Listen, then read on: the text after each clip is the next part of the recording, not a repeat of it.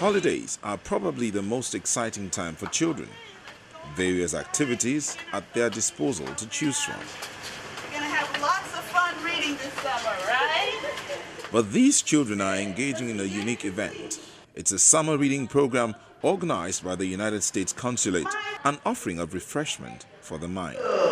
Okay, now. On hand to read to them is Mallory Brown, an information resource officer with the United States Mission in Nigeria, and she warms up to the kids with 2 stories.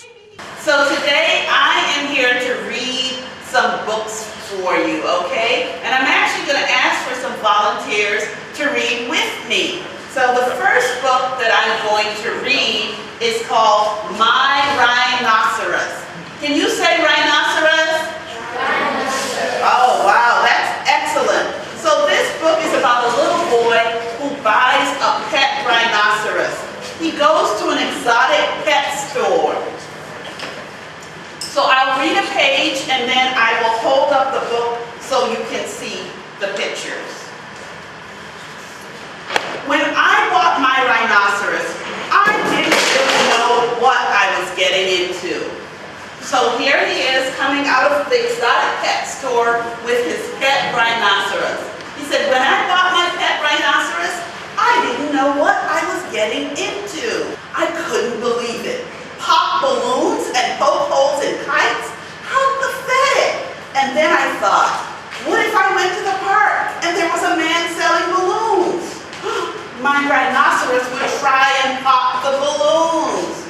Oh my goodness. Okay, do you understand? Once through, the children are taken through a retention exercise to see what they remember from the stories. What did he buy as a pet?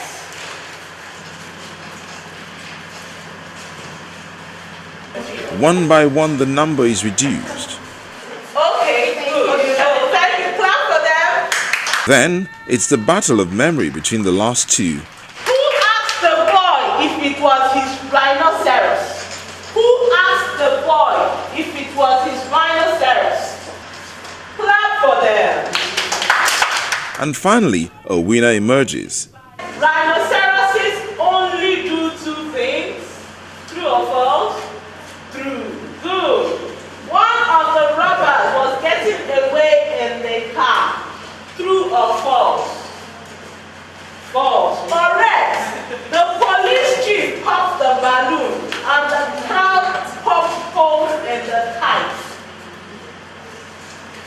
Correct. The robbers escaped from the scene. The robbers escaped from the scene. True or false? The winner of our activity is Splendor. Splendor, can you tell us the name of your school and how old you were? No, my speech is still private school.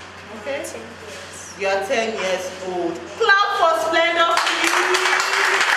So Splendor gets 2 book markers. The officials speak on the essence of the program. My name is Mallory Brown. I'm the Information Resource Officer for the U.S. Mission here in Nigeria. I work out of Abuja, and I do a lot of outreach programs for the embassy, including literacy programs for the American Corners. American Corners in Nigeria are small public library type rooms that we have within NGOs or universities. One of the programs we're running for the summer is our summer reading program, where we encourage children to read during the summer, not just to learn things, but also for fun. So last week we launched at the American Corner in Abuja, the summer reading program. And this week I'm here in Lagos to launch the American Corner Lagos summer reading program. And reading in the summertime or during the long vacation break that the children have is very important because they're away from school and they're not doing their regular routine of reading and comprehension. So what we do at the American Corners is that we enable them to read practice. As I said to the children, they can be more competitive with practicing reading during the summertime, not just for fun, but also by the time they return to school, their reading and comprehension level will have risen because during their free time off, they've been reading and practicing all along. We currently have summer reading programs at several of our other American Corners. For example, the American Corner in Sokoto, they're running a summer reading program for 1 week. The American Corner in Kano is also running a summer reading program, and the American Corner in Calabar is also running a summer reading program. In the United States, the public libraries do this all the time for the children during the summertime so that they can have fun and also do some reading during their time out of school. Parents want some place that's safe where their children can go and where not only are they having fun, but they're learning. So it's a win-win situation for the parent, it's a win-win situation for the children. The reading program is open to any child that is willing to come in during this period to read.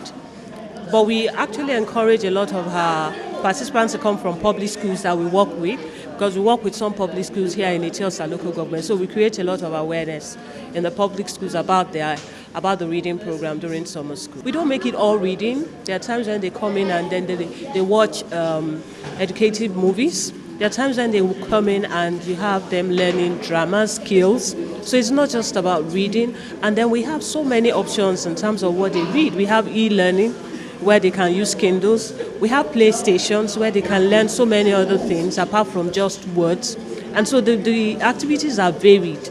We don't restrict it to learning alone. And apart from that, we also entertain them. We provide refreshments when they come, and we also engage them positively. So it's way beyond just reading. It's also learning.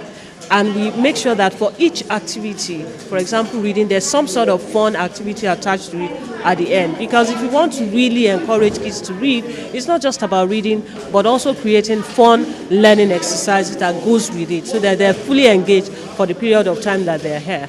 And the children on the lessons they are taking home. For me as a girl, it's important for me to go to school. It is important to go to school because you must learn how to read. It's important to go to school because you are going to become something in the future. It's very important to read because when you read, you develop more knowledge. If you don't read, you can't get to a higher place.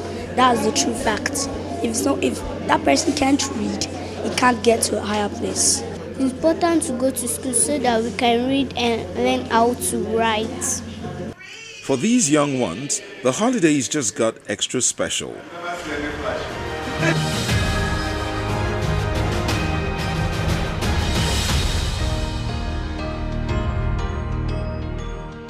This country must declare emergency in education.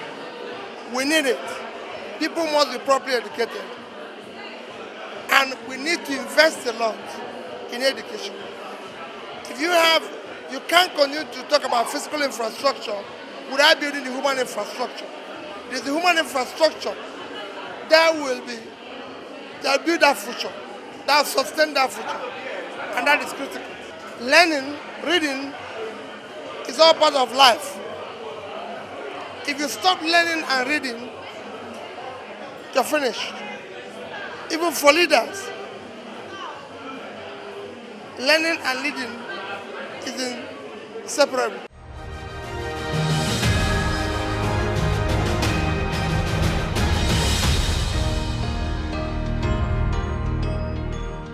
Well, since we are focusing on children this season, the following 5 tips might help you get your children to develop a reading culture. Make sure you fill your house with books. When you do so, you might successfully fill their minds with books. 2, let them see you reading regularly. What they see you do tend to stay in their minds better than what you say. Read with them. This will help you bond with them and leave them with good memories of books. Buy them interesting books, particularly those with captivating pictures.